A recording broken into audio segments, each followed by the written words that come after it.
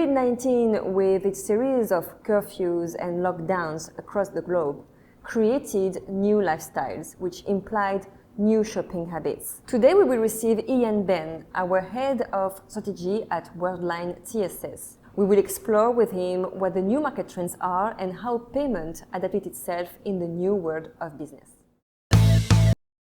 Hi Ian, and welcome to What's in Store. As 2020 dived us into the digital world, could you tell us what the market trends are and how payment adapted itself?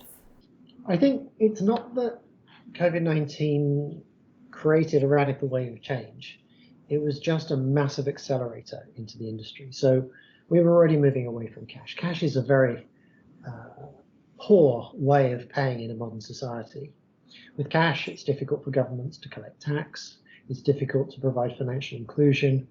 It's unhygienic. So those trends were carrying on anyway. The move towards click and collect has been accelerated a lot because, particularly for the hospitality industry, in many countries, they're no longer allowed to stay open as restaurants.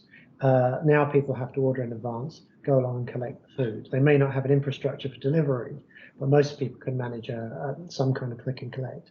So those technologies are being accelerated. And so omni-channel use cases are becoming more important. That means that we have to be clever with how we use data and expose data to make sure we can follow a customer from an online order through to a physical collection.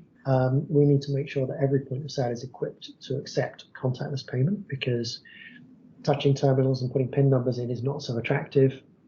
And in many countries, the contactless limits have been lifted so that it's easier to pay contactless.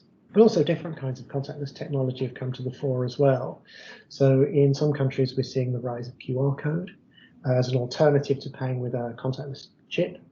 And that's an area which seems to be gathering traction really quite broadly. Different rates of change, but it's certainly getting a lot of attention in a lot of different countries because it brings in different kind of competitive models into the industry. The COVID-19 has forced merchants to accept new digital tools. We see now the convergence of payment and business. So payment is no longer just a question of doing the transaction, but it also has to collaborate with what we call independent software vendors to build business application. So how do you see this trend across the world? Yeah, it's amazing how change sometimes needs a catalyst. If you think about the way that payment grew up in stores, payment systems being entirely separate, and that's frankly because payment was cash, it was entirely separate. And the models didn't really change much. You might have a cash till or an electric version of that. And then really quite separately, you'd have other devices for taking the payment, increasingly terminals like the devices that we make. As more and more merchants are moving to card or non-cash payment, the need for having some big old-fashioned device that handles cash becomes less and less and less. And you start to realize that you can do an awful lot with just one single device. Pretty well every store now has a card acceptance device of some kind. It might be a very simple one.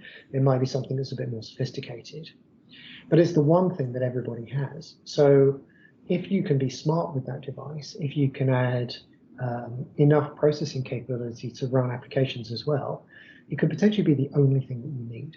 So for example, we're seeing huge growth in independent software vendors with applications for the hospitality industry, where they can run their end-to-end order process, their stock, all of the information that they need on a single system, typically running on Android. And even for a very small restaurant, they can do the whole thing on a terminal-type device. Now, what you need for that is an open platform. Android is the most logical one for that. You need enough processing power, a decent-sized screen to be able to run with it.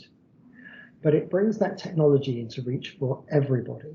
Whereas traditional restaurant systems had big special screens with special buttons and complexity, would be very expensive. Now that world's moved to software, and for a relatively modest monthly fee, it brings those kinds of technologies into reach for pretty well everybody of every size. So it's not uncommon for a very small restaurant to be spending maybe 20, 30 euros a month on an application that enables them to compete with the most sophisticated companies. And that allows them to cope with this very rapidly changing world of no more cash, of omni-channel, and of tighter integration. Thank you, Ian, for being with us today.